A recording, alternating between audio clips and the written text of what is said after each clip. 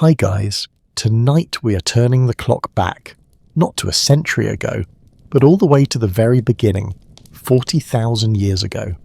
We step into a world so quiet that you can hear the heartbeat of the earth itself. So before we get lost in this ancient world, take a moment to like the video and subscribe, but only if you genuinely find peace in these stories, and tell me where you are watching from along with your local time. Now, imagine waking up without an alarm. No phone buzzing on the nightstand, no traffic noise outside, no emails waiting. Instead, you open your eyes to the soft grey light filtering into a safe rock shelter. The air is cool and crisp, carrying the scent of pine resin and old wood smoke. You are physically identical to the people of today. Same mind, same emotions, but your reality is alien to ours. We are told that life back then was a nightmare, a constant, desperate run from predators, but the truth is far more peaceful. The archaeological evidence whispers a different story. Early humans weren't just surviving, they were living. They had rich social lives, deep spirituality, and something we have lost, plenty of time. Tonight, we are going to find out what they really did all day. Now, dim the lights. As the darkness settles around you, the modern world dissolves completely. The last flicker of electricity, the hum of the refrigerator, the distant sound of tires on asphalt, it all vanishes. What remains is a silence so profound, so thick, that it feels like a heavy blanket wrapping itself around your shoulders. You are no longer in a bedroom. You are suspended in a pocket of time 30,000 years in the past. Your consciousness begins to drift, hovering in that delicate, sweet space between deep sleep and the first touch of awareness.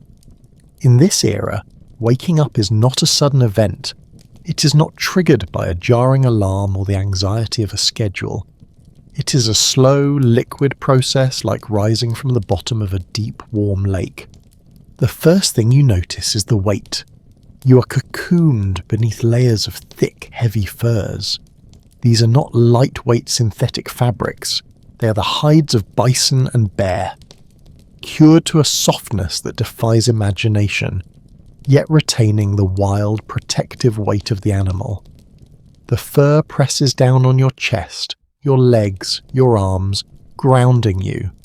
It is a sensation of absolute security, a physical reminder that you are shielded from the elements. Beneath you, the bed is firm but forgiving. It is a mattress crafted from the earth itself, layers of dried river reeds, sweet-smelling grasses gathered from the valley floor in late summer, and softer pelts of deer and wolf.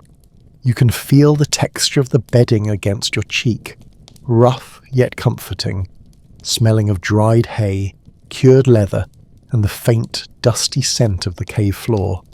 This is the smell of safety. It is the scent of a home that has protected your people for generations. The air in the shelter is distinct. It is cool, much cooler than the warmth trapped beneath your furs. It kisses your forehead and the tip of your nose with a crisp freshness. Every time you inhale, you taste the clean, unpolluted atmosphere of the Paleolithic world. There is a hint of pine resin drifting in from the forest outside, the metallic tang of damp limestone from the cave walls, and the lingering, nostalgic aroma of wood smoke from the fire that burned throughout the night. The fire, even with your eyes closed, you can sense it. It is no longer the roaring, crackling beast it was when you fell asleep. Now it has quieted down to a bed of glowing embers in the centre of the shelter. It breathes, a soft, pulsating orange light that waxes and wanes with the gentle draft of air moving through the cave. Occasionally a piece of charcoal settles with a soft, glassy clink, or a tiny spark pops and drifts upward into the darkness, a fleeting star in your private galaxy. This fire is the heart of the tribe. It has kept the cold at bay, it has kept the predators away, and as long as it glows, you know, on a primal level, that you are safe. Listen closely, the silence is not empty. It is textured. Around you, in the semi-darkness of the shelter, you hear the sounds of your tribe. To your left, the slow rhythmic breathing of a family member, a deep steady inhale, and a long peaceful exhale. Further away, the soft rustle of someone shifting in their sleep, the brush of fur against stone. A child murmurs something in a dream and then falls silent again. These sounds are more comforting than any music. They are the acoustic signals of belonging. You're not alone in a house, you're part of a living organism, a cluster of souls keeping each other warm against the vastness of the prehistoric night. There is no urge to move. Your muscles feel heavy, relaxed, as if gravity is pulling you gently into the earth. In the modern world, the moment you wake up, your mind is flooded with the to-do list. What time is it? What do I need to wear? Who do I need to call? But here, there's nothing. There is no concept of 8 a.m. There is no concept of being late. Time is not a line you have to race along, it is a circle you are floating within. The sun will rise when it rises, the hunger will come when it comes. Until then, there is only this magnificent stillness. You shift your legs slightly, enjoying the friction of the warm fur against your skin. You curl your toes, feeling the dry, woven grass beneath the bedding. You let out a long breath, watching, in your mind's eye, as it turns into a faint white mist in the cool air of the cave. Outside the shelter, the world is undergoing a transformation. The absolute black of the night is beginning to soften into a deep velvety indigo. The stars, which hung like frozen diamonds over the valley all night, are starting to fade, one by one, retreating into the coming dawn. The nocturnal predators, the lions and the wolves, are returning to their dens. The day shift is about to begin, but not yet. For now, you are permitted to linger. You are permitted to simply be. Imagine the feeling of the stone wall surrounding you. These are not thin layers of drywall or brick. This is a mountain. You're sleeping inside the chest of a mountain.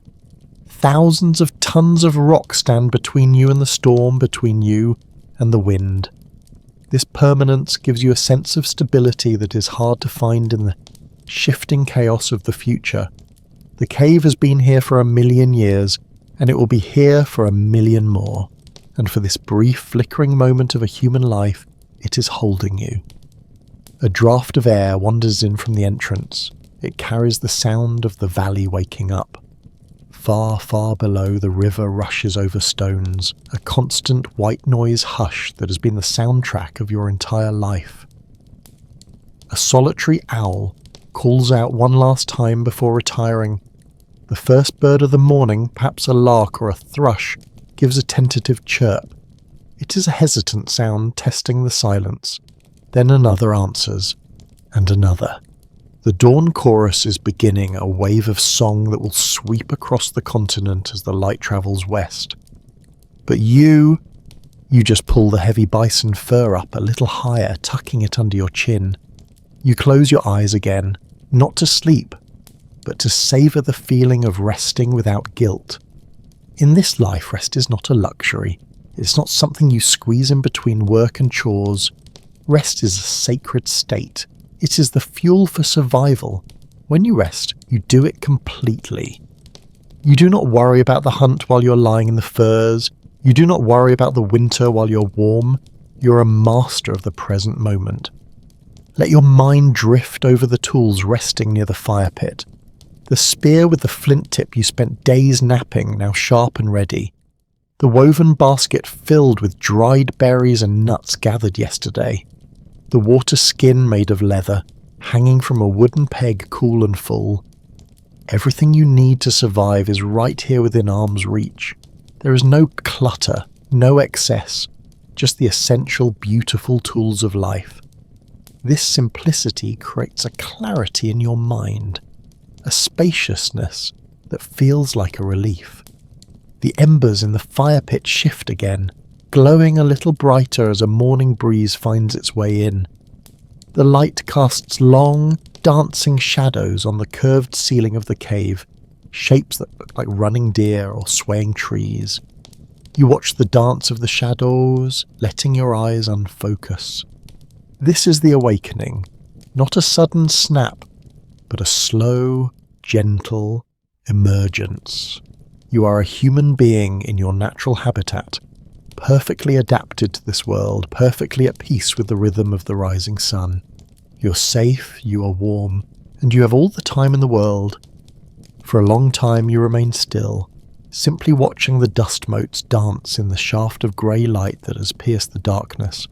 But eventually the pull of the morning becomes stronger than the pull of the sleep. It is not a demand, it is an invitation. The world outside is waking up, and a deep, instinctual part of you wants to witness it. Slowly, deliberately, you decide to rise. You push the heavy bison fur down to your waist. The movement is accompanied by the soft, rustling sound of the hide against the dried grass bedding, a sound like wind whispering through dry leaves. As the warm air trapped beneath the covers escapes, the cool air of the cave touches your skin. It sends a shiver across your shoulders, not an unpleasant one, but a refreshing jolt of reality. It wakes your nerves, tightening your skin, reminding you that you are alive, that you are a warm being in a cool world. You swing your legs over the edge of the sleeping platform. Your bare feet make contact with the cave floor. The stone is smooth, polished by centuries of your ancestors walking this same path. It is cool to the touch, grounding you instantly. That sensation, the connection between the soles of your feet and the solid earth, is your first true greeting to the day. You curl your toes against the rock, feeling the subtle grit of limestone dust and the unyielding strength of the mountain beneath you. Standing up, you wrap a lighter cloak of deerskin around your shoulders, pulling it tight against your chest to preserve your body heat. You move quietly. Silence is a habit here, a form of respect. You do not want to disturb the rhythmic breathing of the others. You step carefully between the sleeping forms of your tribe, navigating the familiar geography of the cave by memory and by the faint blue-grey light. You pause for a moment at the hearth in the centre of the cave. The fire is the anchor of your home. It is a living member of the tribe that must be fed. You crouch down, your knees cracking softly in the silence. With a small stick, you gently stir the white ash, revealing the glowing red heart of the embers underneath. The heat radiates up to your face, a sudden dry warmth that contrasts beautifully with the chill on your back. You place a small knot of dry pine wood onto the coals. It smokes for a second, a thin grey ribbon rising straight up, and then, with a soft pop, a tiny yellow flame licks the wood. The smell of the burning pine resin reaches you instantly, sharp and sweet. Satisfied that the fire will hold until the others wake, you stand up again. Now, you turn towards the light. The entrance of the cave is a wide, arched frame, like a giant eye looking out at the world. As you walk towards it, the air changes. It becomes fresher, moving with a slight breeze. The smell of the enclosed cave, ash, fur and sleep, gives way to the smell of the dawn, wet grass, flowing water and cold stone. You step out onto the ledge. The view that greets you is breathtaking, not because it is new, but because it is eternal. The valley stretches out before you, vast and untouched. A blanket of low-hanging mist clings to the ground, shrouding the trees and the winding river in a soft white ghost ocean. The tops of the ancient trees poke through the mist like dark islands in a sea of clouds. The sky above is a gradient of colours that no painter could capture perfectly. Directly above you, it is still the deep dark blue of the fading night, holding on to the last few stars. But towards the horizon, where the mountains meet the sky, it is softening into a pale violet, bleeding into a bruised orange, where the sun is threatening to break through. There is no sign of human impact anywhere. No roads cutting through the forest, No power lines stitching the sky. No distant hum of cities. Just the raw, majestic curve of the earth. You walk to your favourite spot on the ledge, a large, flat rock that has absorbed the cold of the night. You sit down, pulling your knees to your chest and wrapping your fur cloak tightly around your entire body, creating a warm, self-contained tent. This is your morning ritual. Before the hunt, before the gathering, before the conversation, there is this, the observation. You watch the mist slowly begin to churn as the air warms up. You watch a hawk, a silent silhouette against the brightening sky, circling high above the valley floor, searching for the movement of a hair in the grass. You hear the river, a kilometre away, its roar softened by the distance into a constant soothing hush. Shh. Shh. It is the voice of the valley. The cold air bites at your cheeks and the tip of your nose, but you don't mind. In fact, you welcome it. It makes the warmth inside your fur cloak feel even more luxurious. You bury your chin into the soft neck of the deerskin, creating a pocket of warm air to breathe. In this moment, your mind is completely clear. You're not thinking about what happened yesterday. You're not worrying about what might happen next week. You're simply watching the day being born. You're a witness to the turning of the earth. There is a sense of immense patience in the landscape, and the mountains do not rush, the river does not hurry, the trees do not strive. They just are. And sitting here, watching them, you realise that you do not need to rush either. A sudden sound breaks the stillness. Not a jarring noise, but a natural one. A twig snapping in the forest below. Your ears prick up instantly. Your head turns. Your eyes scan the tree line. This is instinct. For a second, you are alert, your senses sharp as a blade. You watch, you listen. A deer steps out from the shadows, shakes the dew from its coat and begins to graze. Your muscles relax. The tension melts away. It was just a neighbour. You exhale a long cloud of white breath, watching it drift away on the breeze. The light is changing now. The violet on the horizon is turning to gold. The first true ray of the sun hits the highest peak of the mountain opposite you. The snow on the summit flares up in a brilliant, blinding pink. It is a silent explosion of light.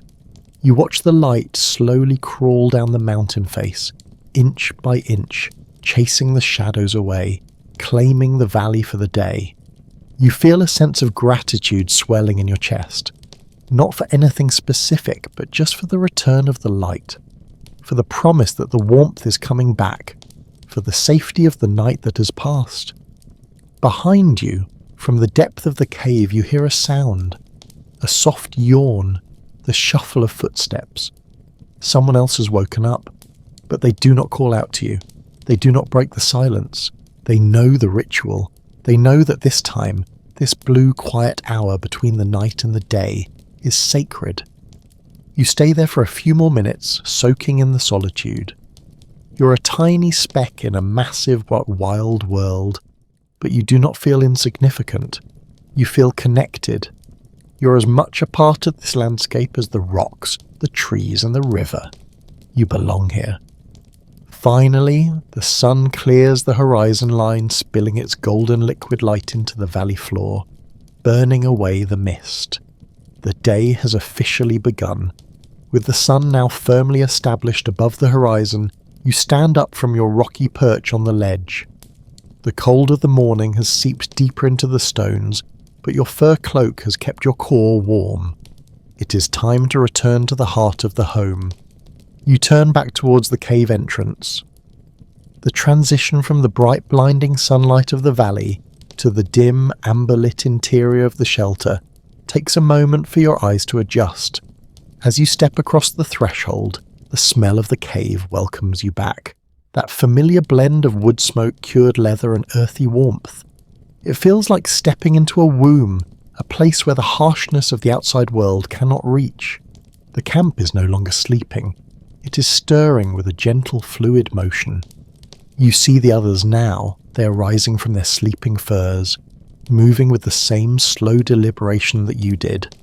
There is no frantic rushing, no sudden noise, just the soft rustle of hides being folded, the sound of bare feet padding across the smooth limestone floor, and the occasional deep stretch accompanied by a yawn. You walk towards the fire pit in the centre. The small flame you coaxed to life earlier has now been fed by another. It is crackling cheerfully, casting dancing shadows against the walls, fighting back the lingering gloom of the cave's deeper recesses. A family member, perhaps your brother or a close friend, is already sitting there, cross-legged on a woven mat. He looks up as you approach. In the modern world, this moment would require words. A greeting, a question about sleep, a comment about the weather. But here, language is used sparingly. It is valuable. It is not wasted on the obvious. He simply looks at you. His eyes meet yours, clear and calm. There's a slight softening of his expression, a barely perceptible nod. In that split second, 1,000 things are communicated. I see you. You're safe. We are here together. It is a greeting of pure presence. You feel a wave of relief wash over you.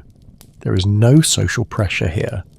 You don't have to perform or be energetic. You can just be. You sit down next to him near the fire, extending your hands towards the flames. The heat washes over your palms, chasing away the chill from the ledge. You rub your hands together, the friction and the fire creating a comforting tingle in your fingers. Others begin to join the circle. An elder moves slowly towards the warmth, her movements stiff but graceful with age. Someone makes space for her without being asked, shifting their furs to create a soft spot. She settles in with a sigh of contentment, her eyes reflecting the firelight. A mother settles nearby, her baby awake now, looking around with wide, curious eyes, absorbing the world in silence.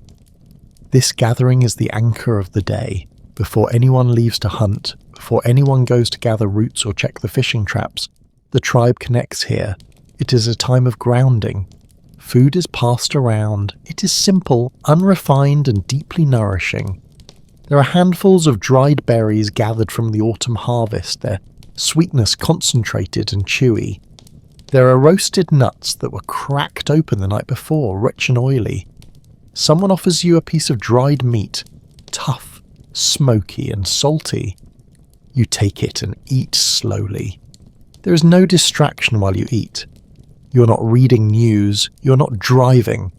You're simply eating. You taste the smoke in the meat. You feel the texture of the nuts. You appreciate the energy it gives you. Every bite is a direct link between you and the land that sustains you. As the circle eats, the sounds of the morning work begin. But even this work is hypnotic and soothing. To your right, someone picks up a piece of flint and a hammerstone. Click, click, click. The sound is rhythmic like a slow metronome. They are shaping a scraper for cleaning hides. They are not rushing to finish it. They are completely absorbed in the angle of the stone, the force of the blow. You watch their hands, strong, scarred, capable hands, moving with a dexterity that has been passed down for thousands of generations. Watching them work puts you in a trance. It is satisfying to see something being made with such patience. Across the fire, someone else is sorting through a pile of long dried grasses, preparing to weave a basket. The sound of the dry grass rustling is like a whisper. Swish, swish. Their fingers move in a blur, braiding the strands together. The cave is filled with this low-level hum of activity. It is the sound of productivity, but without the stress of productivity. Everyone knows their role. Everyone knows what needs to be done to keep the tribe alive and comfortable. There are no managers, no deadlines, no artificial urgency. There is only the task at hand and the satisfaction of doing it well. You finish your meal and lean back on your elbows, watching the smoke drift up towards the hole in the cave ceiling. A beam of sunlight catches the smoke, turning it into a swirling column of blue and gold. You listen to the murmur of low voices starting to bubble up. It's not loud chatter, it's a soft, guttural exchange of information. Someone pointing to the east, suggesting where the deer might be today. Someone laughing softly at a small joke. The sound of human voices, when they are not shouting or arguing, is incredibly musical. It is a hum that resonates in your chest. It makes you feel part of a whole. You realise, sitting there in the warmth of the fire and the warmth of your people, that you are never truly lonely. In the modern world, you can be surrounded by millions of people and feel isolated. Here, with just these 30 souls, you're completely integrated. You're a strand in the woven basket. You're essential. The elder looks at you and smiles, pointing to the leather pouch at your waist. You understand. Today, you will walk to the river. You will check the fish weirs. It is a good task. The river will be cool, and the walk will be beautiful. But there is no rush to leave yet. The sun is still climbing, the fire is still warm, the tribe is still gathering its strength. You close your eyes for a moment, letting the rhythmic click, click, click of the flint napper lull you into a state of deep, waking relaxation. You're fed, you're warm, you're loved, and the day stretches out before you, not as a challenge to be overcome, but as a gift to be opened. Slowly you push yourself up from the woven mat near the fire. The warmth of the embers clings to your skin for a moment longer, a ghostly embrace, before you step away from the circle. There are no long goodbyes, no need for explanations. The tribe knows the rhythm of the day. A few heads turn, eyes following you with a lazy, affectionate recognition, and then return to their tasks. You pick up your leather pouch, checking the strap across your chest, and turn once again toward the light of the cave entrance. Stepping out onto the ledge for the second time this morning, the sun has climbed higher. The golden hour has passed, replaced by the clear, brilliant clarity of mid-morning. The mist has lifted from the valley floor, retreating into the deepest folds of the hills, leaving the world sharp and vivid. You take a deep breath, filling your lungs with the oxygen-rich air, feeling it energize your blood. You begin the descent. The path down from the cave is not a road. It is barely a scar on the landscape, a narrow trail worn smooth by the bare feet of your ancestors over hundreds of years. You know every dip, every loose stone, every exposed root. Your feet read the terrain like your eyes read a face. You move with a fluid, practiced grace. In the modern world, people walk with their minds elsewhere, stumbling, rushing, but you walk with your whole body. Your knees remain soft to absorb the impact. Your toes grip the earth. Your center of gravity is low. You're not fighting gravity. You are dancing with it. As you leave the rocky outcrop of the shelter, you enter the tree line. The transition is immediate and magical. You step from the open, blinding brightness of the cliffside into the cool, dappled sanctuary of the old-growth forest. It feels like entering a vast, living cathedral. The canopy above you is immense, towering pines, oaks, and ancient ferns that block out the direct heat of the sun, filtering the light into shafts of emerald green and soft gold. The air here is different. It is moist, heavy with the scent of life and decay. It smells of damp moss, of pine needles baking in the stray patches of sunlight, of mushrooms pushing up through the soil, and of the rich, dark earth itself. It is a perfume more complex and grounding than anything that will ever be bottled in the future. You slow your pace. There is no deadline to reach the river. The fish traps will wait.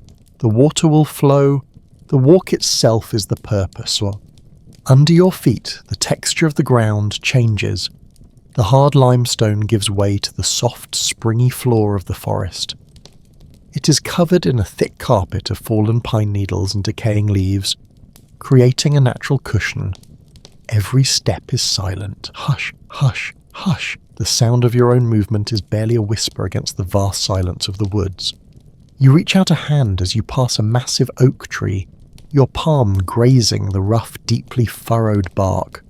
You feel the texture, the dry ridges, the patches of soft, velvety green moss growing on the shadowed side. You pause for a second, resting your hand against the wood.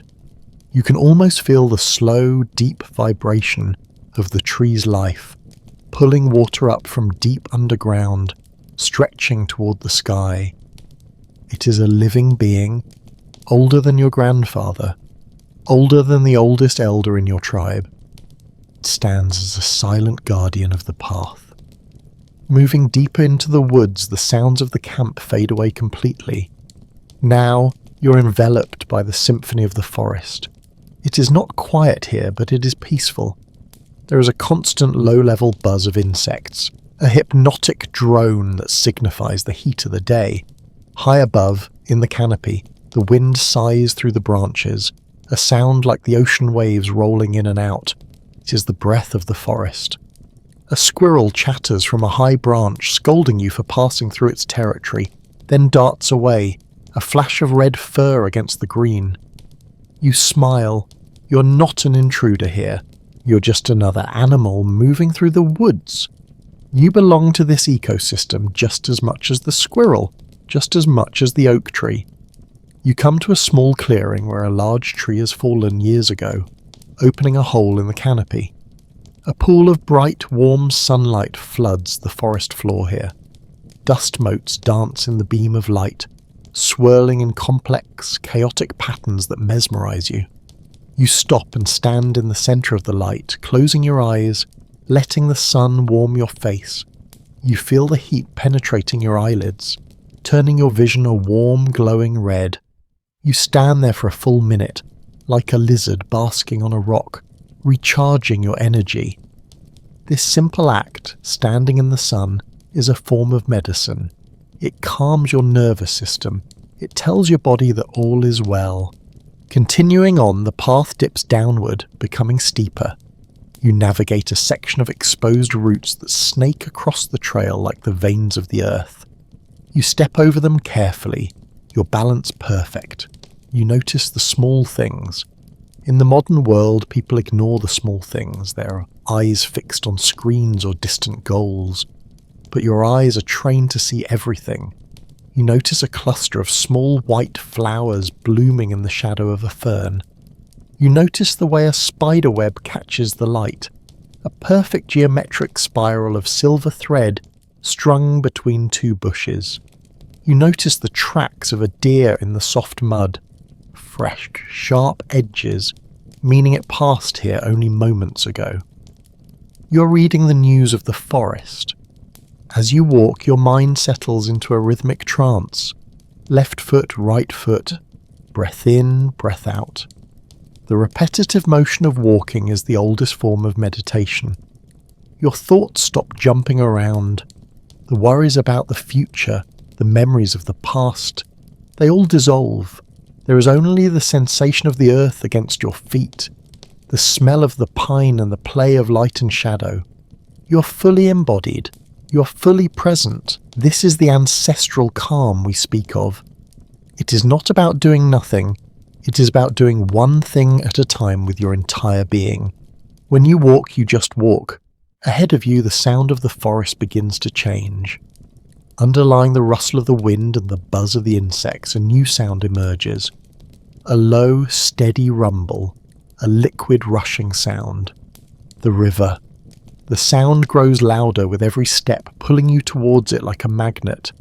The air becomes cooler, wetter. The smell of the pine mixes with the smell of wet stone and flowing water. The trees begin to thin out. You push aside a heavy branch of a willow tree, its leaves brushing against your face like soft fingers, and step out onto the riverbank. The transition is striking. After the enclosed green tunnel of the forest, the river opens up the sky again.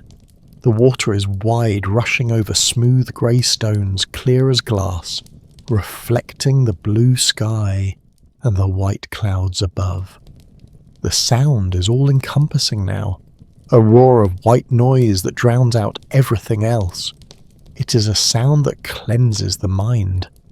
You walk over the smooth river stones, feeling their round, cold shapes through the soles of your feet, finding your balance on the shifting surface. You reach the water's edge. You crouch down, the leather pouch resting against your side. You reach out hand and dip your fingers into the water. It is ice cold, shockingly cold. It is meltwater from the glaciers high up in the mountains.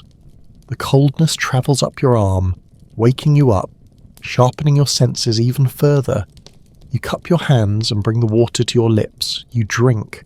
It tastes of minerals, of stone, of pure cold snow. It is the best water you have ever tasted. You wipe your mouth with the back of your hand and look out across the rushing water. You are alone here, just you and the river. But you do not feel lonely.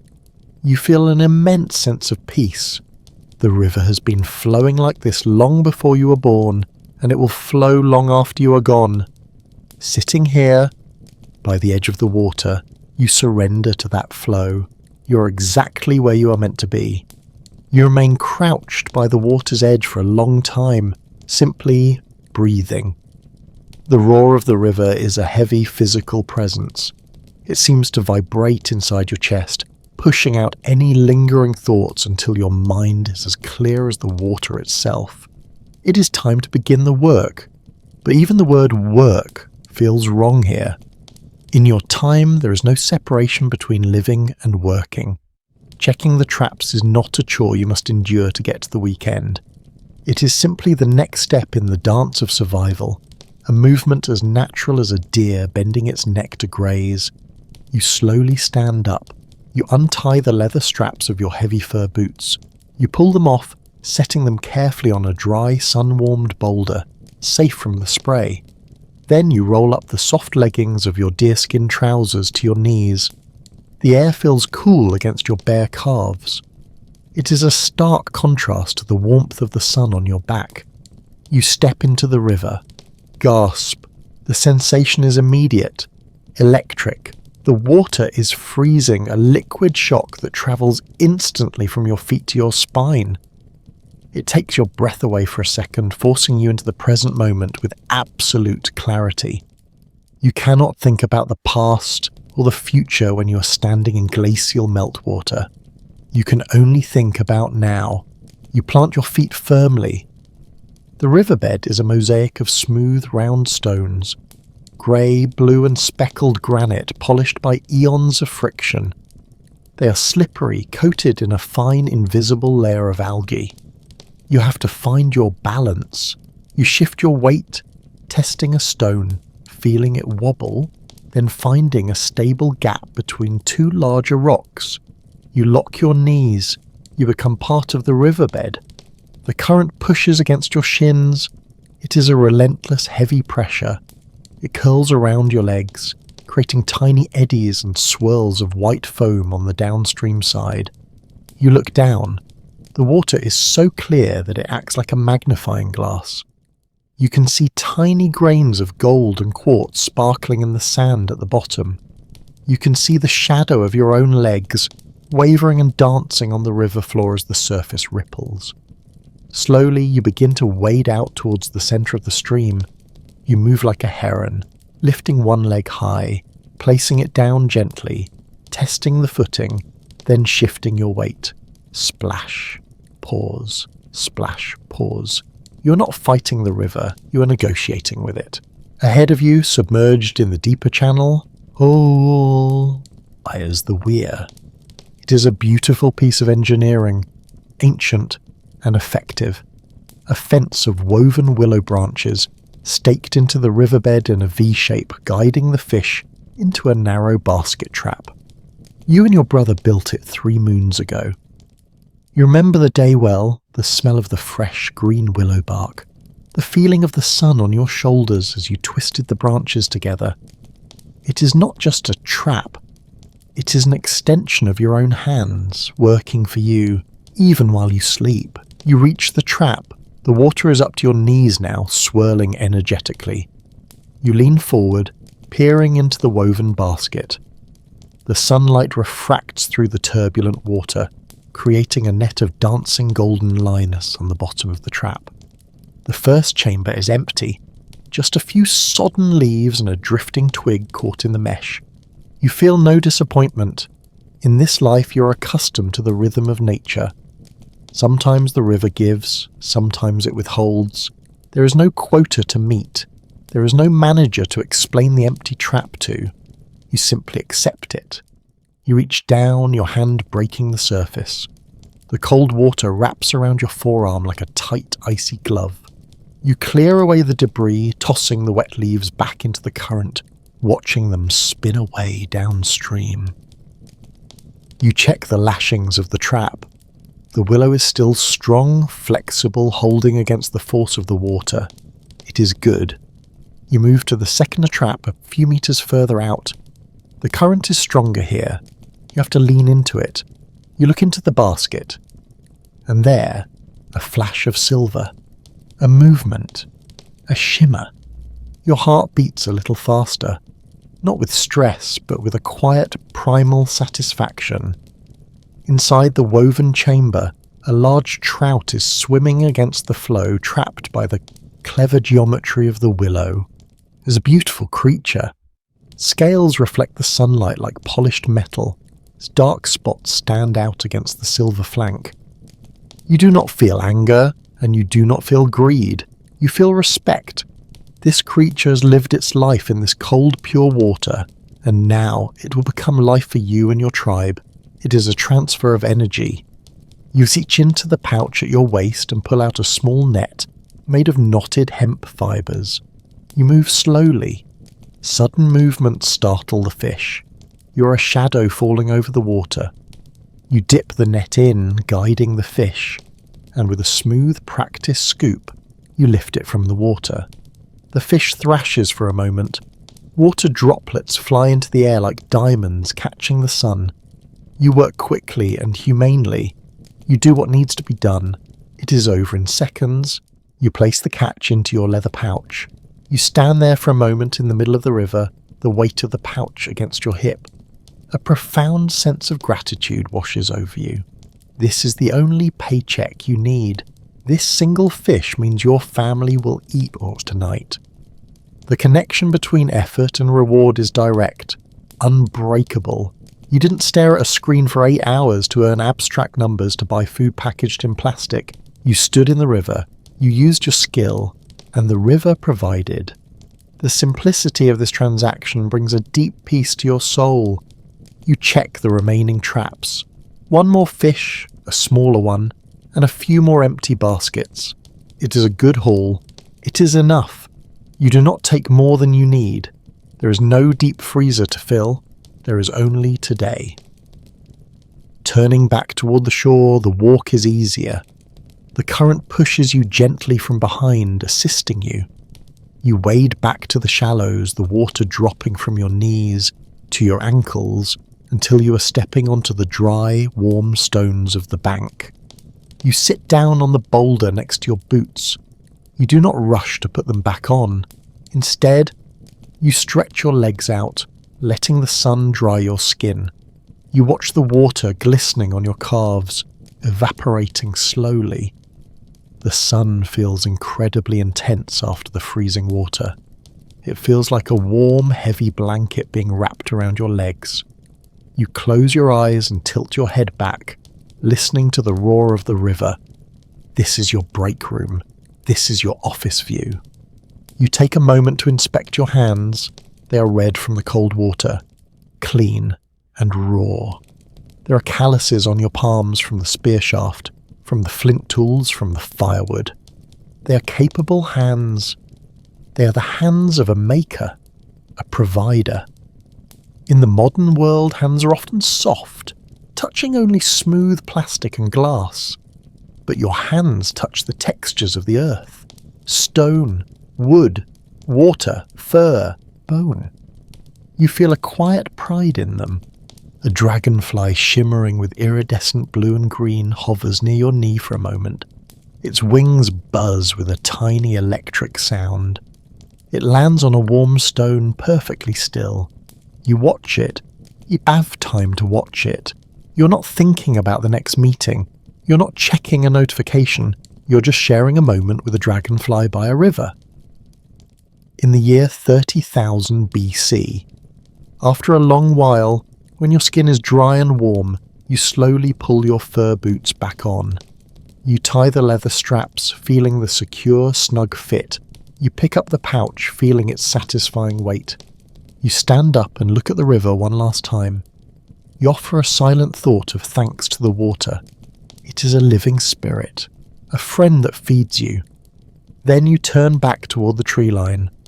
The walk back up to the cave will be slower, uphill, but you are looking forward to it. You're returning as a provider. You're bringing life back to the fire, and that simple purpose fills you with a calm, steady joy. Leaving the river behind, the sound of the rushing water begins to fade. It softens with every step you take, turning from a roar into a distant, gentle hum, until finally the silence of the forest reclaims you. You're moving uphill now. The path back to the shelter is steeper, demanding more from your body. You feel the muscles in your thighs engaging, a pleasant, steady burn that reminds you of your own strength. Your breathing deepens, matching the rhythm of your climb. In and out, in and out. It is a meditative rhythm, syncing your heartbeat with the slope of the land. But this is not just a walk, it is a search. In the modern world, people see a forest as a wall of green, chaos, wildness, perhaps even danger. But to you, this is not a wilderness. This is a garden. It is a pantry stocked with everything you could possibly need, if only you know where to look. And you know exactly where to look. You slow your pace, your eyes scanning the ground near the base of the ancient oak trees. The light here is dim, filtered through layers of leaves, creating a soft underwater quality. You stop. There, nestled in the damp earth, half hidden by a decaying log, is a patch of mushroom. Their caps are broad and brown, smooth as velvet. You crouch down, your knees sinking into the soft moss. You reach out and touch one. It is cool and firm. You break the stem with a crisp snap. The smell that rises is intense, earthy, rich and dark. It is the smell of the deep forest. You turn it over in your hand, inspecting the gills underneath. Perfect. You place it gently into your pouch next to the cold silver bodies of the fish. You continue walking, but your path is not a straight line. You weave between the trees, following a mental map that was drawn by your mother and her mother before her. A flash of red catches your eye, a bush of wild berries thriving in a patch of sunlight. You approach it slowly. The branches are thorny, protecting their treasure, but your fingers are nimble. You reach in, carefully avoiding the sharp points, and pluck a handful of the berries.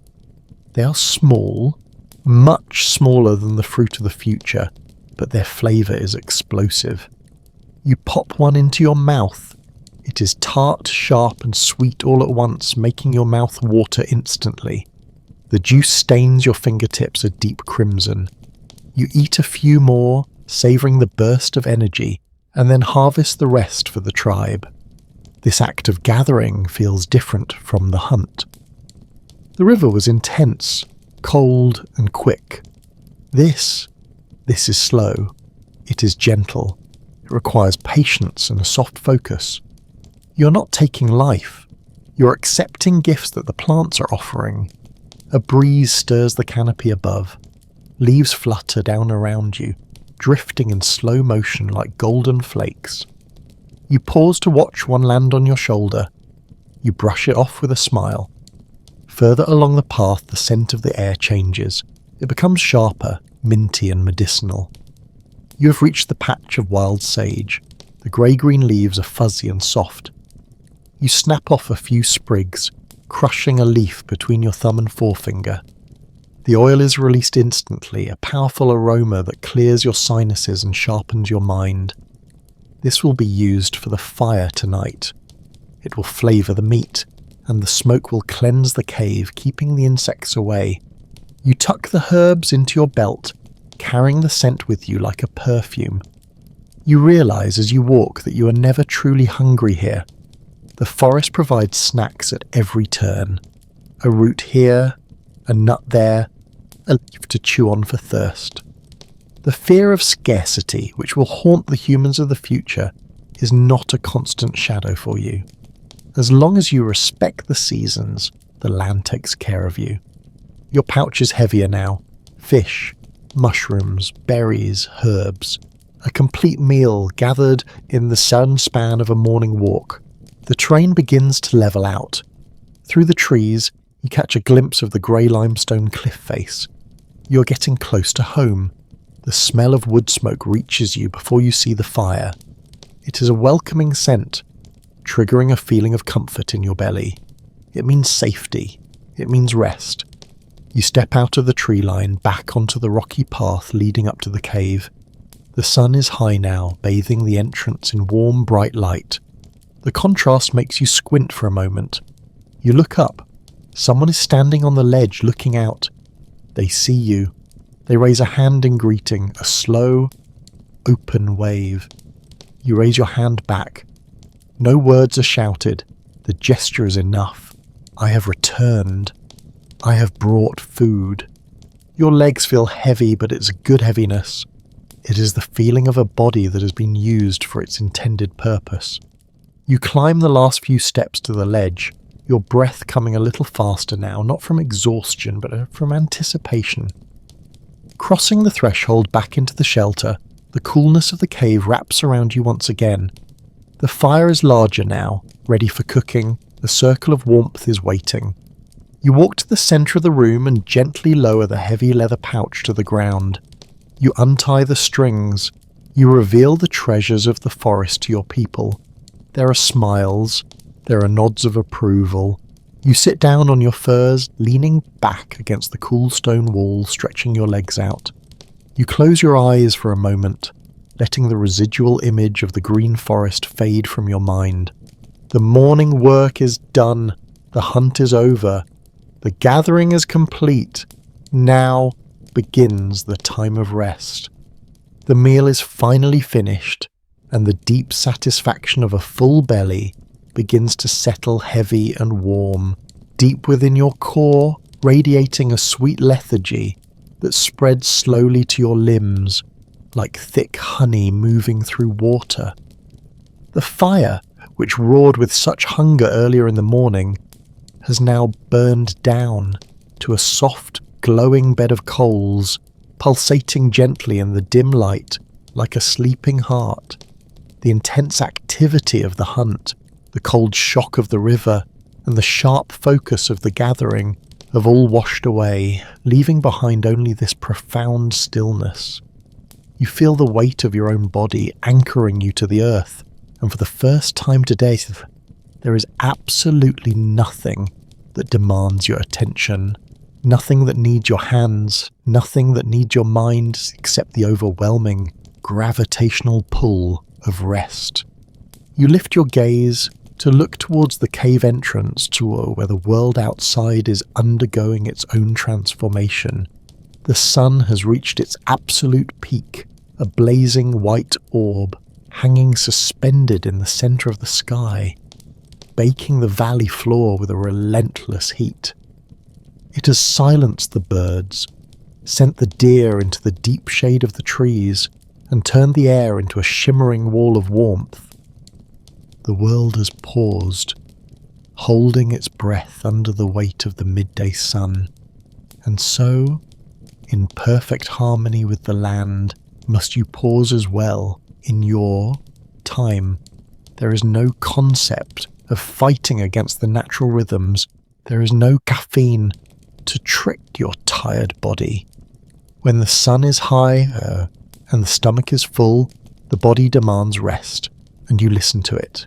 With absolute, unquestioning obedience, you turn your attention back to the interior of the shelter, and the scene before you is one of pure, unadulterated peace. The tribe has settled into a collective state of relaxation, a shared frequency of calm. Near the entrance, where the draft is coolest, an elder is leaning back against the rock wall, his eyes closed, his hands resting loosely on his knees. A half-finished tool lies forgotten beside him, waiting for the cooler hours of the evening. He's not sleeping deeply, just drifting, floating in that shallow, comfortable water between waking and dreaming, watching the world through half-closed lids. Seeing him at rest signals to your own nervous system that there is no danger, there is no threat, and it is safe to let your guard down completely. In the far corner of the shelter, softly illuminated by a shaft of light, a mother sits with her legs stretched out, her back curved gently against a pile of furs. She is running her fingers through her child's hair, a slow, rhythmic grooming motion. Stroke, pause, stroke, pause. The child is already asleep, breathing softly, a small bundle of absolute trust and comfort curled against her side, and watching the gentle rise and fall of the child's chest makes your own eyelids feel heavy, heavier than the limestone walls around you.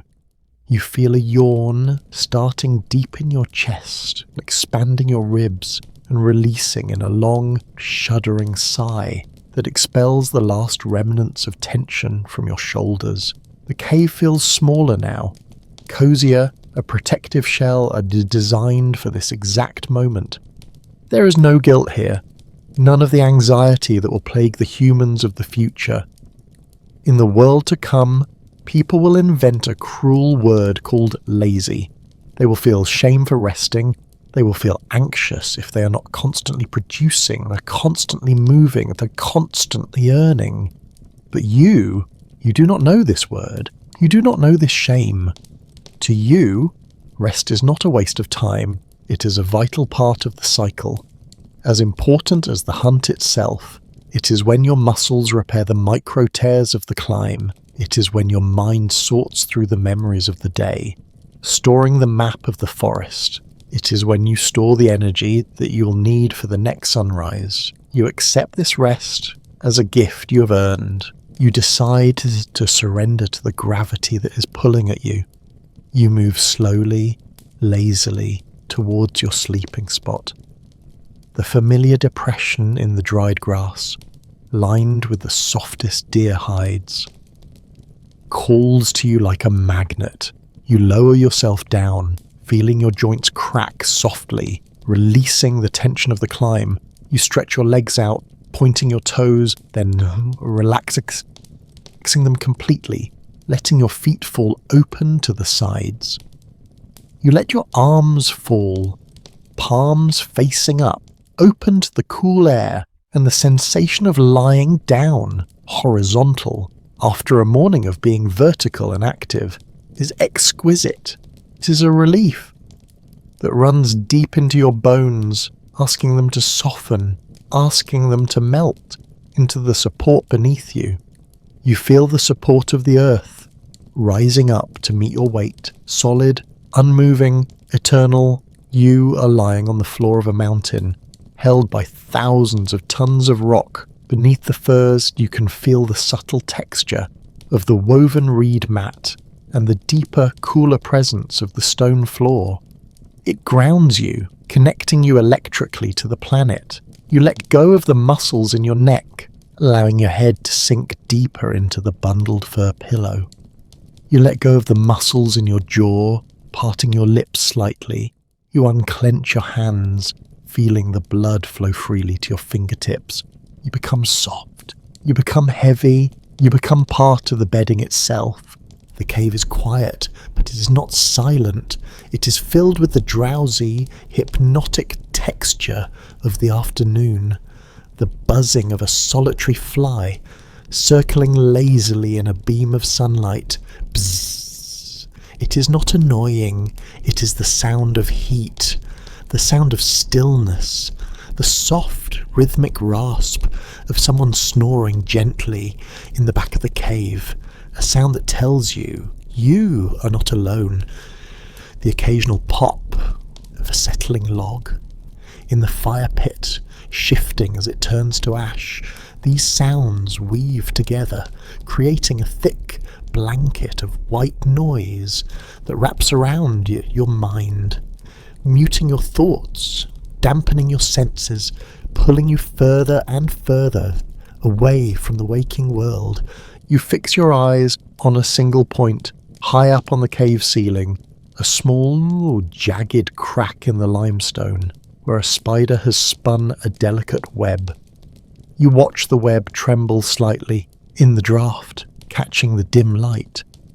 You trace the lines of the rock, the ancient patterns formed by water thousands of years ago, creating shapes that look like clouds or flowing rivers. Your vision begins to blur.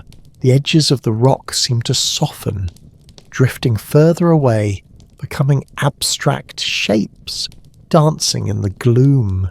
Becomes too much effort to focus your eyes, too much effort to make sense of the shapes.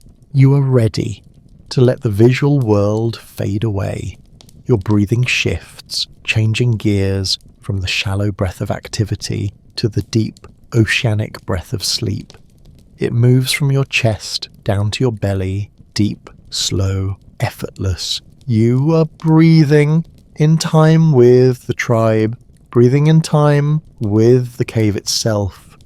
The air inside the shelter has warmed up throughout the day. It smells of dried herbs, sage and thyme hanging from the ceiling to dry, releasing their essential oils in the heat. It smells of wood smoke, ancient and familiar. It smells of warm fur and the clean sweat of your kin. It is a thick, comforting scent, the perfume of safety that acts like a powerful sedative, calming your heart rate, slowing your pulse, down. Thoughts may try to drift into your mind, but they are slow and slippery, like fish swimming in muddy water. You cannot hold on to them, and you do not want to. The river drifts by and is gone. The fish flashes silver and dissolves. The stars twinkle once and fade into black. There is no past. There is no future. There is only the heaviness of your eyelids. They blink once, a heaviness pressing them down, twice, and slower this time, a dragging across your eyes. Each time they close, they stay closed a little longer, favouring the darkness, savouring the relief, until finally simply do not open again. The curtains are drawn. The show is over. You are drifting now, untethered. You are floating on a warm, slow-moving river of darkness. You are safe, entirely safe. You are surrounded by your people who would fight for you. The fire guards you with its heat and light.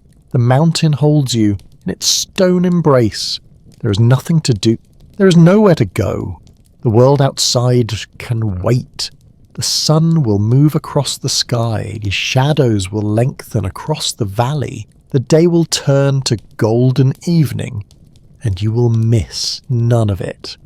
Because right now, this rest, this sacred pause, is exactly where you need to be, exactly what you need to be doing. You sink deeper, past the layer of thought, past the layer of dreams, into the deep, restorative darkness of the ancestral sleep. This is not just a nap. This is a biological reset. Imagine your body as a vessel, slowly filling up with liquid energy. Every cell, drinking in the rest, repairing, healing, strengthening. The soreness in your legs fading away into a dull hum. The rawness in your hands soothing itself. The calmness in your heart growing, expanding, filling your chest. You are a human being in perfect balance with your environment, totally aligned with the turning of the earth. You worked when it was time to work. You ate when it was time to eat. And now you rest because it is time to rest. There is no resistance, only surrender. The darkness behind your eyes gets deeper, richer, more velvety. The sounds of the cave, the fly, the fire, the breathing seem to come from very far away, echoing down a long tunnel. They are no longer separate sounds. They are just a gentle vibration that rocks you deeper and deeper. Sleep comes easily. Sleep comes naturally. Sleep is your friend. Sleep is your home. And for a while, you are simply gone. The afternoon nap ends not with a sudden awakening, but with a slow shift in the light. The harsh, blinding white sun of midday has softened, melting into a rich, deep gold that spills across the valley floor and stretches long, lazy fingers of light into the mouth of the cave. You blink your eyes open, feeling heavy and rested, the sweet lethargy of sleep still clinging to your limbs like warm water. There is no urgency to move, so you lie there for a moment longer, watching the dust motes dancing in the slanted beams of light, turning slowly from gold to amber as the sun begins its descent towards the western mountains. The air has cooled slightly, losing the oppressive heat of the afternoon, and now carries a freshness that promises the coming evening. Around you, the tribe is waking up in a ripple of soft movements. There is a quiet yawn from the corner, the rustle of a fur blanket being pushed aside, the sound of a child whispering something to its mother. It is a gentle transition, a collective shifting of gears from the stillness of rest to the low humming activity of the evening. You sit up slowly, running a hand through your hair, feeling the ground solid beneath you. You stretch your arms high above your head, feeling your spine lengthen, hearing the satisfying pop of your shoulder joints as the blood begins to pump vigorously through your veins again. You are awake, you're refreshed, and the remaining hours of daylight are yours to use, not for survival, but for something deeper. You stand up and walk towards the back of the shelter, away from the main fire pit, into the deeper shadows where the ceiling lowers. Here, tucked into a niche in the limestone wall, are your tools, not the spears or the scrapers you use for the hunt, but the tools of the spirit. You reach for a hollowed-out stone bowl stained with layers of red and black pigment. Beside it lie small leather pouches filled with coloured earth, ochre gathered from the riverbank, charcoal from the fire, and white chalk from the cliffs. You pick up a piece of the red ochre, feeling its dry, dusty texture against your fingertips. It is crumbly and rich, the colour of dried blood, the colour of life itself. You sit cross-legged on the cool floor, placing the stone bowl between your knees. You drop the chunk of ochre into the bowl and pick up a smooth, heavy riverstone used for grinding. Scrape, crush, crush. The sound is rhythmic and soothing, echoing softly off the cave walls. You work the pigment, grinding it down from a rock into a fine, soft powder. The smell of the crushed earth rises to your nose, a metallic, rusty scent that feels ancient and powerful. You add a little bit of animal fat from a small container, mixing it with your finger until the powder turns into a thick, smooth paste. The paint is cool and sticky against your skin, staining your finger a vibrant, deep red. Paint in hand, you move deeper into the cave to a wall that has been chosen for this purpose. This is the canvas of your people. It is not a flat, blank surface like the paper of the future. It is living rock, full of bumps, cracks, and curves. In the flickering light of a tallow lamp you brought with you, the wall seems to move. A bulge in the rock looks like the shoulder of a bison. A crack looks like the flowing mane of a horse. You do not impose your image onto the rock. You listen to what the rock wants to be. You run your hand over the cold, damp stone, feeling the history beneath your palm. There are old paintings here, faded by time, faint outlines of deer painted by your grandfather, handprints left by ancestors whose names are no longer spoken but whose spirits remain. You decide to add to the story. You dip your finger into the red paste and touch the wall. The sensation of the cool paint meeting the cold rock is electric. You begin to draw a line. It is a confident sweeping curve. You are outlining the back of a wild horse. You have watched these animals for years, studied the way their muscles bunch when they run, the way their necks arch when they are alert. Your hand remembers what your eyes have seen. You do not need to look at a model. The horse is inside you. You thicken the line to show the strength of the flank. You taper it to show the elegance of the leg. In the dim light, the red lines seem to glow, vibrating with an energy that goes beyond simple drawing. A small shadow appears beside you. You do not stop, but you sense the presence. It is one of the children of the tribe, a young boy with wide, curious eyes. He stands silently, watching your hand move. In the modern world, a teacher might start explaining techniques, talking about perspective or shading. But here, teaching is done through observation. He watches how you mix the fat, how you hold your hand, how you respect the curve of the rock. You glance at him and smile, dipping your finger into the paint and offering it to him. He steps forward, hesitant but eager. You guide his small hand to the wall, letting him make a mark. It is just a dot, a small smudge of red, but his eyes light up. He has left his mark on the world. He is part of the story now.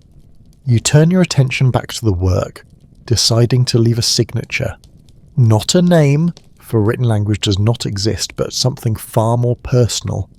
You place your left hand flat against the rock, spreading your fingers wide. The stone is cold against your palm. You take a mouthful of the red pigment, mixed with a little water this time to make it thinner. You lean forward, placing your lips near your hand, and blow sharply. Whoosh! A fine mist of red spray covers your hand and the rock around it. You do it again, covering the gaps between your fingers. When you pull your hand away, a perfect negative image remains, a white handprint surrounded by a halo of red stardust. It is a ghost of your presence. It screams silently to the future. I was here. I lived. I breathed. I was human. You step back to admire the work. The horse looks like it is galloping out of the shadows, ready to disappear into the cracks of the cave. The handprint floats above it, a symbol of protection and ownership. You feel a deep sense of satisfaction, a feeling that is different from the satisfaction of a full belly or a warm fire. This feeds a different kind of hunger. It feeds the soul. In a world where survival is a daily challenge, taking the time to create beauty is an act of defiance. It says that you are more than just an animal trying to eat. You're a creator. You're a dreamer. This painting will remain here long after your bones have turned to dust, whispering your story to anyone who finds this cave in the millennia to come. The boy is still looking at the handprint, placing his own small hand over the phantom image, seeing how much he has to grow. You rest a hand on his shoulder, a silent promise that one day he will make his own mark. The connection between you, the artist, the student, and the ancestor, is a thread that weaves through time, unbreakable and sacred. You wipe the remaining paint from your hands onto a piece of moss, cleaning your skin as best you can, though the red stain will linger for days. It is a badge of honor, a sign that you have communed with the spirits of the rock. Outside the cave, the light has deepened into a rich, burning orange. The sun is now touching the tips of the distant mountains, setting the snow on fire with pink and purple hues. The shadows in the valley have grown long and purple, stretching across the forest floor like reaching fingers. The birds are beginning their evening chorus, a different song from the morning, louder, more urgent, calling to each other before the dark settles in. You pick up your tools, the stone bowl and the pouches, and place them back into their niche. You treat them with reverence. They are not just objects, they are the keys to the other world, the world of images and dreams. You walk back towards the cave entrance, joining the rest of the tribe on the ledge. The air is cooling rapidly now, the heat of the day evaporating into the atmosphere. You wrap your fur cloak tighter around your shoulders, enjoying the contrast of the cool air on your face and the warmth of your body. The view from the ledge at sunset is the evening theatre. Everyone pauses to watch it. The sky is putting on a show, painting with colours that you could never hope to mix in your stone bowl. Impossible violets, burning crimsons, fading cyans. It is a reminder that nature is the greatest artist of all, and you are just a humble imitator. Below in the valley, a herd of deer is moving towards the river for an evening drink. You see them as tiny brown specks against the green, moving together as one organism. You do not think of hunting them now. The larder is full, the stomachs are satisfied. You watch them simply as neighbours, fellow travellers on this earth. There is a peace in this observation, a truce between the hunter and the hunted that exists in the twilight hours. You breathe in the cooling air, smelling the dampness of the river rising up to meet the forest. The day is winding down, closing its petals like a flower. Someone has started to build up the fire again for the evening. The sound of wood being broken and thrown onto the coals reaches your ears, a sharp crack followed by the hiss of sparks. The smell of the smoke changes, becoming richer as larger logs are added for the long night ahead. This is the signal. The time of creation is over. The time of gathering and storytelling is beginning. You turn away from the vast, colourful canvas of the sky and head back into the warm amber embrace of the shelter. The transition is complete. You have left your mark on the day, and now you're ready to let the night take over. As you sit down by the fire, you look at your hands, still faintly stained with the red earth. You flex your fingers, watching the firelight play over the skin. These hands have gathered food, they have carried water, and they have painted dreams. They are tired, but it is a good tiredness. It is the exhaustion of a being who has lived fully, who has not wasted a single moment of the sunlight. You lean back against a log, closing your eyes for a brief second, listening to the murmurs of your people, feeling the heat of the fire on your shins. You're ready for the stories, you're ready for the night. The last sliver of the sun has finally dipped below the jagged horizon, and the valley outside has surrendered to the night. The transition is absolute, turning the world from a place of vibrant greens and blues into a monochromatic landscape of silver moonlight and deep, velvety shadows. Inside the shelter, however, a second sun has been born. The fire, fed by the thick logs you gathered earlier, is now roaring with a steady, confident strength, casting a sphere of warm, amber light that pushes the darkness back to the edges of the cave. The air is no longer cool, it is thick with heat, creating a cozy microclimate that feels like a warm embrace against your skin, blocking out the biting chill that is settling over the forest outside. This is the hour of the hearth, the time when the circle closes in tight. The smell in the cave is intoxicating, triggering a primal hunger that rumbles deep in your belly. The trout you caught in the river are now sizzling on flat, hot stones placed near the edge of the flames, their skin turning crisp and golden brown. The fat from the fish drips down onto the coals with a sharp hiss, sending plumes of savoury, smoky steam into the air that mix with the scent of the wild sage you gathered. It is a simple meal, seasoned only with the herbs and the smoke. But to your senses it smells richer than any banquet of the future. You watch the cooking process with patience, your eyes following the curling smoke, anticipating the nourishment that is to come. The tribe gathers around the fire in a tight formation, shoulders brushing against shoulders, a living wall of human warmth. There is no hierarchy here tonight, no separation of status. Everyone is equal before the fire. The food is distributed by hand, passed from one person to the next with murmurs of thanks. When the piece of hot fish reaches your hands, you juggle it for a moment, blowing on your fingers to cool them, feeling the heat penetrate your skin. You take the first bite and the flavour explodes in your mouth, rich, oily and smoky. the taste of the river and the fire combined. It is hot, filling and incredibly satisfying, settling into your stomach like a heavy warm stone.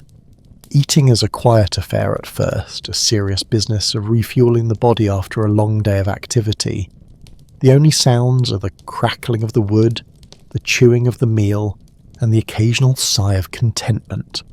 In the modern world, meals are often rushed, eaten while distracted by screens or worries. But here, eating is a meditation. You taste every fibre of the meat. You savour the burst of sweetness from the handful of berries that follows, honouring the life that was given so you could live. You wipe your mouth with the back of your hand, feeling the grease on your lips, a protective layer against the dry air. Your hunger fades, replaced by a profound sense of well-being, a chemical signal to your brain that survival is secured for another day. As the meal concludes, the energy in the cave shifts from focused hunger to relaxed socialization. The tension of the day dissolves completely, melting away like ice near the flame. People begin to shift their positions, leaning back against the rock walls or lying down on their sides, propping their heads up with their hands. A low hum of conversation begins, not loud or boisterous, but a soft rhythmic murmuring that blends with the sound of the fire. You hear a mother humming a simple, repetitive melody to her baby.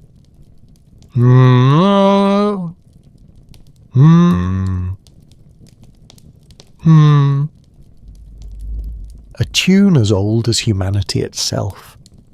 You hear two hunters quietly reenacting the path of a deer, with hand gestures, laughing softly at a shared memory. This is the original social network, face to face, skin to skin, connected by the shared reality of the moment. Then a subtle change ripples through the group. The conversations die down, one by one, until a respectful silence falls over the circle. The elder, the one with the hair as white as the winter snow, shifts in his seat near the head of the fire. He does not need to ask for attention. His presence commands it. He is the library of the tribe, the keeper of the memories, the bridge between the living and the ancestors. He clears his throat, a dry, raspy sound, and leans forward, the firelight catching the deep wrinkles of his face, making him look like a carved wooden statue come to life. You shift your body, finding a comfortable spot in the furs, ready to listen, ready to be transported.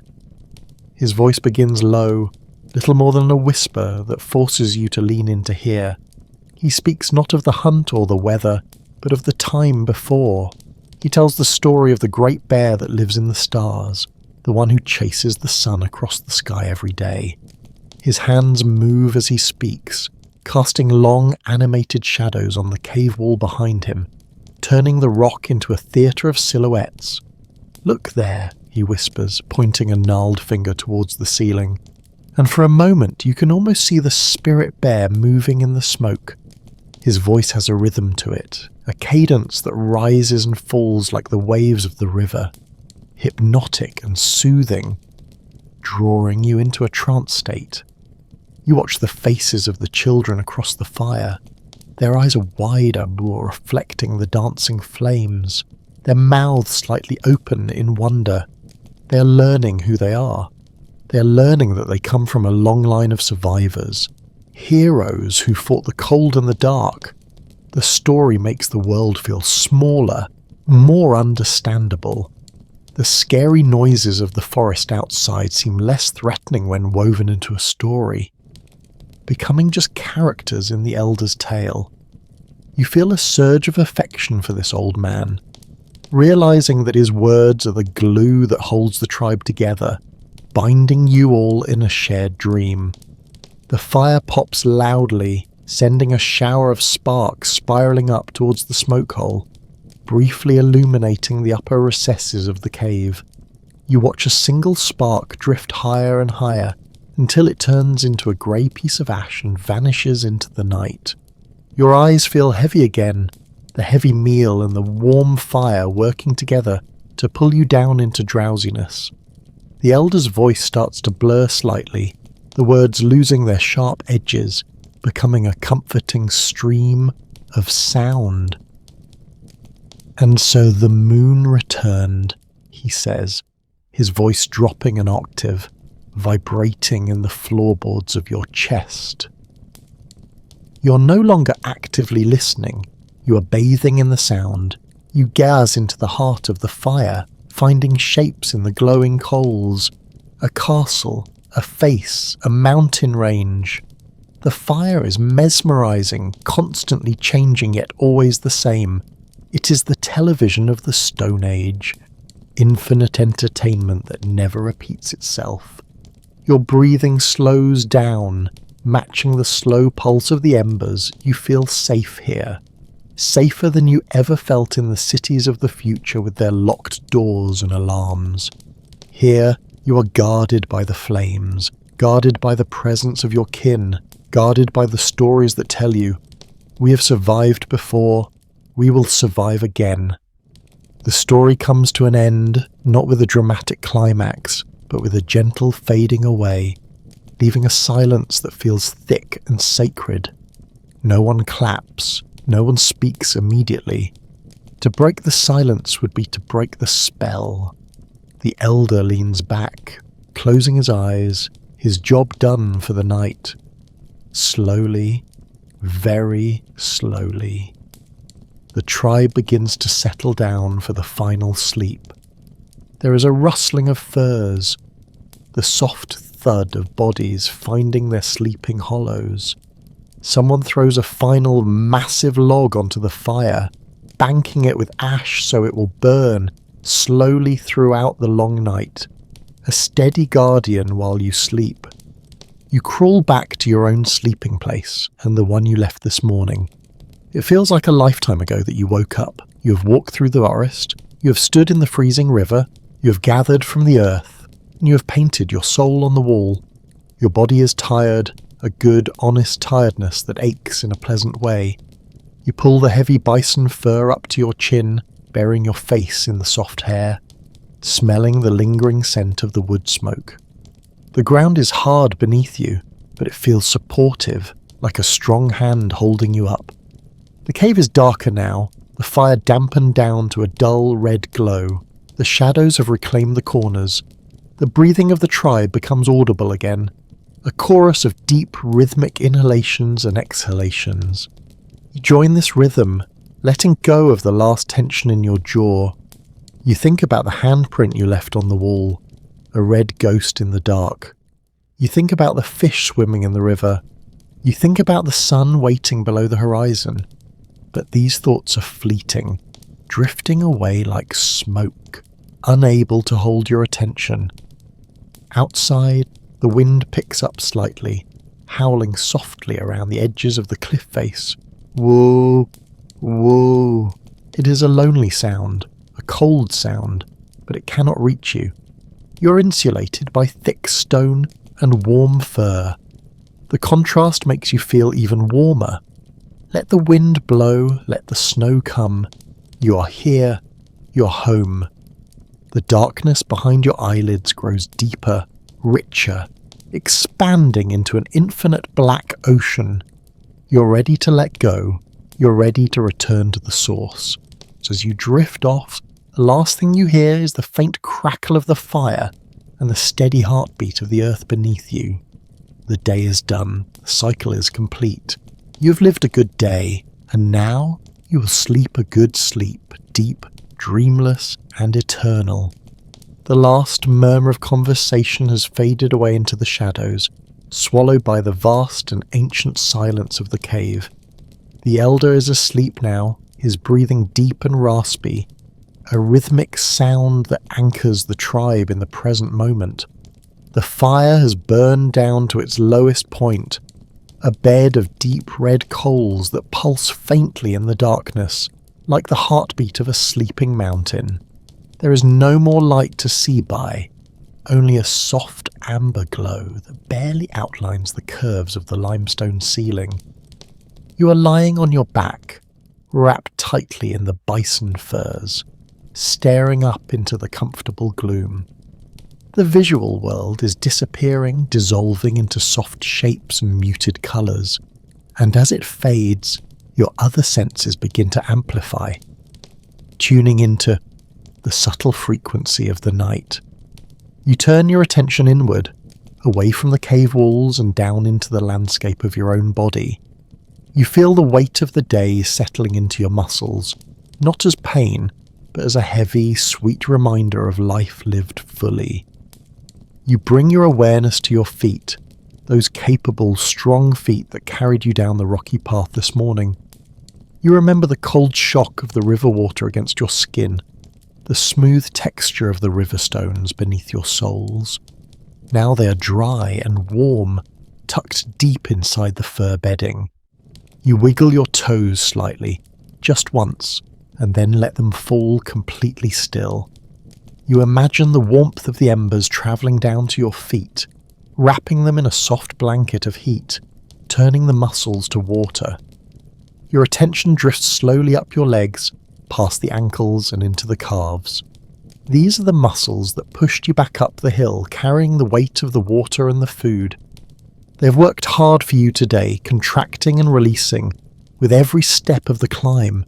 Now there is no hill to climb, there is no gravity to fight. You give them permission to stop. You feel the tension melting away from the back of your knees, dissolving into the dried grass mattress beneath you. Your legs feel incredibly heavy, so heavy that even if you wanted to lift them, you couldn't. They have become part of the earth, sinking deeper and deeper into the floor of the cave, anchored by the stone. You move your mind up to your hips and your lower back, the centre of your balance. You feel the solid support of the ground pushing up to meet you. In this time there are no soft, sinking mattresses that curve your spine unnatural ways. There is only the honest firmness of the earth, aligning your bones, grounding your nervous system. You feel your hips opening slightly, relaxing into the bedding. Any lingering tightness from sitting by the fire begins to unfurl, like a knot loosening in a rope. You are supported, you are held. The mountain itself is cradling you, protecting your back from the wind and the cold. You're safe to let go of all control here. Your awareness travels up to your stomach and your chest. You feel the gentle rise and fall of your breath, a slow oceanic wave that moves through you without any effort. Inhale, hold, exhale. You can feel the warmth of the evening meal still radiating from your belly, a comforting internal fire that fuels your rest. With every exhale, your chest sinks a little deeper towards your spine. You're not forcing the breath, you are being breathed. It is a rhythm that you share with the person sleeping next to you, and with the wolf sleeping in the forest, and with the rhythm of the wind outside. You are part of the great breathing organism of the world. Now, you bring your focus to your hands and arms. Your hands, stained faintly with the red ochre of the earth, calloused from the wood and the stone. They are resting now, palms facing up, fingers curled softly in a natural gesture of surrender. These hands have shaped tools, they have caught fish, they have painted dreams on the wall. But now their work is done. You feel the blood pulsing gently in your fingertips, a warm, tingling sensation of life. You let your arms become heavy, like two lead weights sinking into the fur. There is nothing to hold on to anymore. There is nothing to grasp.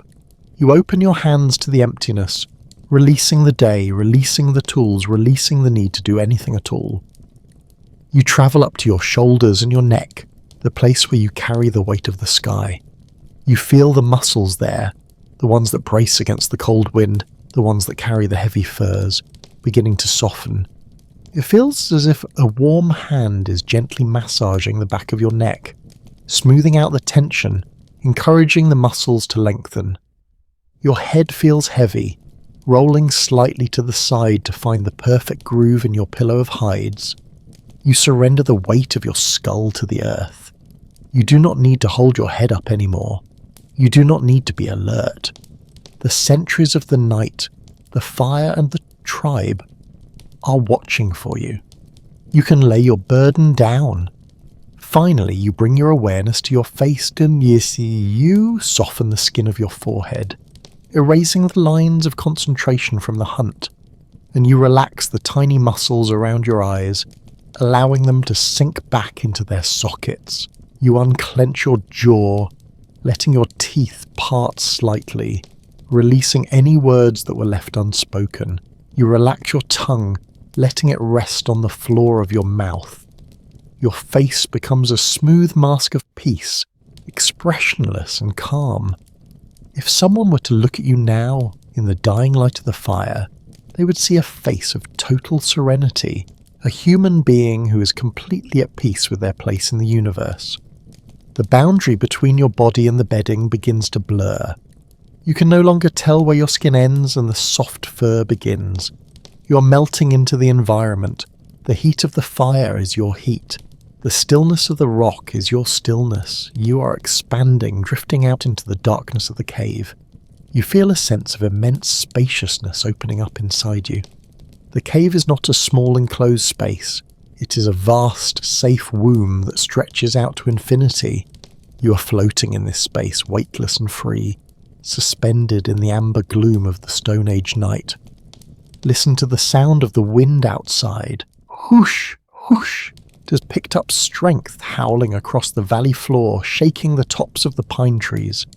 But here, inside, the air is still. The contrast makes you feel even safer. The storm can rage, the winter can bite, but it cannot touch you. You're insulated by meters of solid rock and the collective warmth of your people. This feeling of protection is primal. It is deep in your DNA. It is the feeling that has allowed your ancestors to survive for thousands of years. You wrap that feeling around you like a cloak, pulling it tight, letting it shield you from any fear or anxiety. Thoughts may still try to visit you, floating like smoke rings in the dark. A memory of the river, a plan for tomorrow's gathering, a face from the past. You do not fight them. You do not push them away. You simply watch them drift by, acknowledging them without attachment. There is a thought, you say to yourself, and now it is gone. They are like birds flying across a night sky. You see them for a second, and then they vanish into the dark. You return your focus to the heavy, warm sensation in your limbs. You return your focus to the sound of the elder breathing. You return to the anchor of the present moment. The darkness behind your eyes grows richer, more velvety. It is not an empty blackness, it is a living, textured dark. Swirling patterns of purple and deep indigo begin to dance in your vision, phantoms of the light you saw today. The sparkle of the river water, the flash of the fish, the orange dance of the fire. They play out on the back of your eyelids like a silent movie, slowing down, losing their brightness, fading into the comfortable grey of sleep. Your mind is powering down, turning off the lights in room after room, descending the stairs into the basement of deep rest. You feel a wave of gratitude wash over you one last time. Gratitude for the strong legs that carried you. Gratitude for the eyes that saw the beauty of the valley. Gratitude for the tribe that surrounds you. In this simple life, there is so much to be thankful for. You do not need more than this. You do not need softer beds or warmer rooms. You have everything a human being needs to be happy. This realization brings a smile to your internal self, a feeling of completion. The day is fully done. There is nothing left to add to it, and nothing left to take away. It is a finished work of art. Your breathing has slowed to a rhythm that is barely perceptible. Shallow, slow and steady. You're sipping the air, taking only what you need. Your heart rate has slowed, matching the slow geological time of the mountain. Thump, thump, thump, steady and strong. You're slipping down the slope of consciousness now, sliding gently towards the valley of the dreams.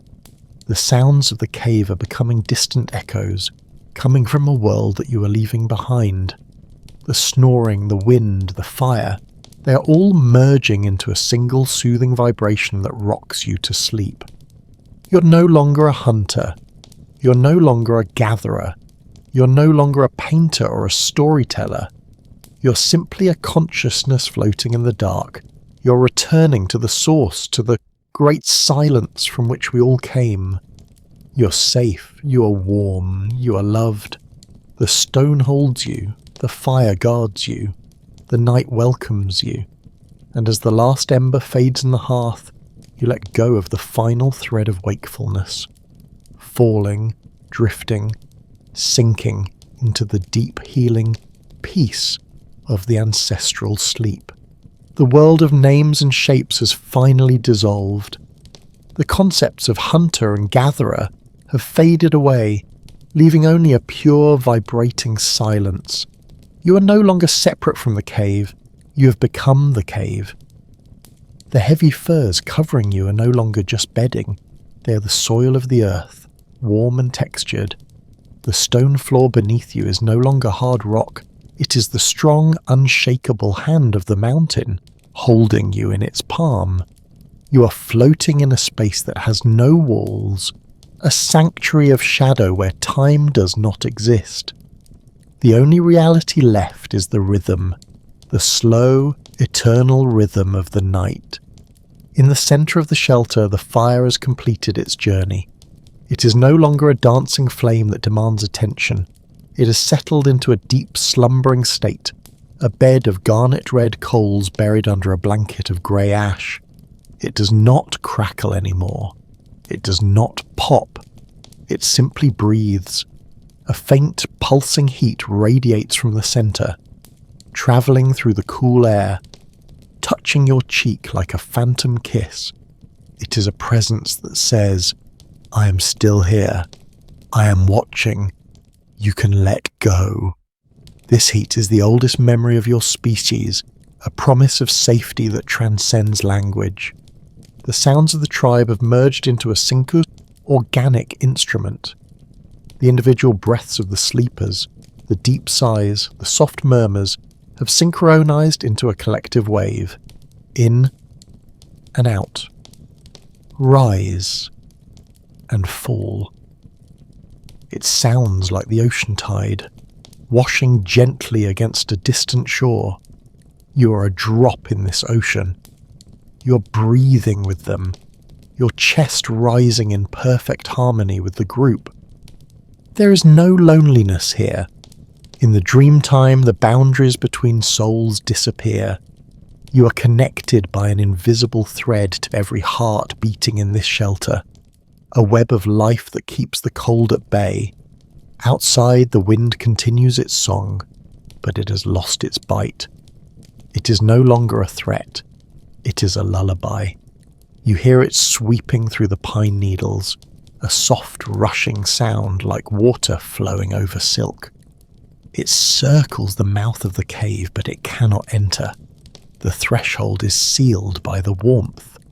The wind is simply the voice of the world telling you that the earth is turning, that the seasons are changing, and that you are safe inside the pause between the days. It wraps the mountain in a blanket of air, tucking you in deeper into the stone. Images from the day begin to return, but they are soft now, stripped of their urgency. The river flows through your mind, but it is made of starlight, not water. You see the fish swimming in the air, leaving trails of silver light behind them. You see the great oak trees of the forest, but their branches are swaying in a slow-motion dance, their leaves whispering secrets in a language you almost understand. The handprint on the wall glows with an inner light, floating in the dark like a red moon. These are the seeds of dreams, taking root in the fertile soil of your sleep. Your body feels impossibly heavy, yet impossibly light. It is a paradox of deep rest. You feel as dense as the limestone rocks sinking down, down, down into the earth's crust. Yet your spirit feels light as smoke, drifting up towards the ceiling, mingling with the shadows. You are anchored and you are free. The tension of survival has completely vanished. There is no hunger to fight, no cold to flee, no predator to outsmart. There is only this moment, this perfect suspended moment of existence where everything is okay. Everything is exactly as it should be. The darkness is not empty. It is a velvet cocoon. It presses against your eyelids, soft and comforting. It is a darkness that heals. In the modern world, darkness is feared, filled with artificial lights to chase it away. But here, darkness is a friend. It is the blanket that covers the world so it can rest. You wrap yourself in it, feeling its coolness against your brow, its plumness in your ears. It absorbs every worry, every thought, every sensation, leaving you with nothing but peace, deep liquid peace. You are drifting further away now, moving towards the center of the mountain. The cave extends endlessly in your mind, a labyrinth of safety. You're traveling back through time, meeting the dreams of your ancestors who slept in this very spot 10,000 years ago. You share their sleep. You share their peace. You are part of a chain that stretches back to the beginning of time. You're not just one person sleeping. You're humanity resting. The strength of 1,000 generations is holding you up, whispering, "Sleep now. We have watched over you. We are watching still." The last tether to the waking world snaps, gently and without fear. You are no longer observing the sleep. You are the sleep. The observer dissolves. The narrative ends. There is only the slow pulse of the blood, the warmth of the fur, and the dark. You're a stone resting on the riverbed, letting the water flow over you. You're a leaf resting on the forest floor, letting the snow cover you. You're the fire resting in the ash. You're gone. You're safe. You are home. You've reached the deepest part of the valley. You've reached the bottom of the ocean of sleep. There is no more movement here, not even the flicker of an eyelash. The cave has done its job, protecting you from the chaos of the world, wrapping you in layers of stone and silence. The fire is now just a memory of warmth, a faint heat in the centre of the room that will last exactly as long as it needs to. You are suspended in the perfect timeless void where all human beings go to recharge their souls. The journey through the ancient day is complete and the book is gently closed. Outside, the great wheel of the sky continues to turn indifferent and majestic.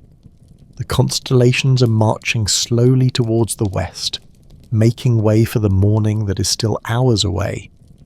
You do not need to worry about the sun. It knows when to rise. You do not need to worry about the hunt.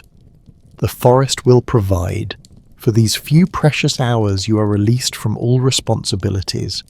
You are simply a breathing part of the universe, resting in the gap between the beats of time. This is the peace that has sustained your kind for millennia, the deep reservoir of strength that you can dip into whenever you close your eyes. As you lie there, floating in the dark, let the feeling of the cave stay with you. Carry the strength of the stone in your bones. Carry the warmth of the fire in your heart. Carry the silence of the forest in your mind. Even when you wake up in your modern bed, surrounded by the walls of the future, know that this ancient sanctuary is always here, waiting for you. It is buried deep in your DNA, a safe house you can return to every single night. You are never truly alone in the dark. You are accompanied by the spirits of those who slept before you, safe and sound. The images of the day have all faded into a singular, comforting grey. The river, the trout, the paint, the child, they have all merged into the soft fabric of your dreams. Your breathing is now indistinguishable from the wind outside, a natural force that flows in and out, effortless and eternal. The boundary between you and the world has vanished completely. You are the sleep, you are the rest, you are the silence. And so we leave you here, in the safety of the shelter, in the warmth of the firs, in the care of the mountain.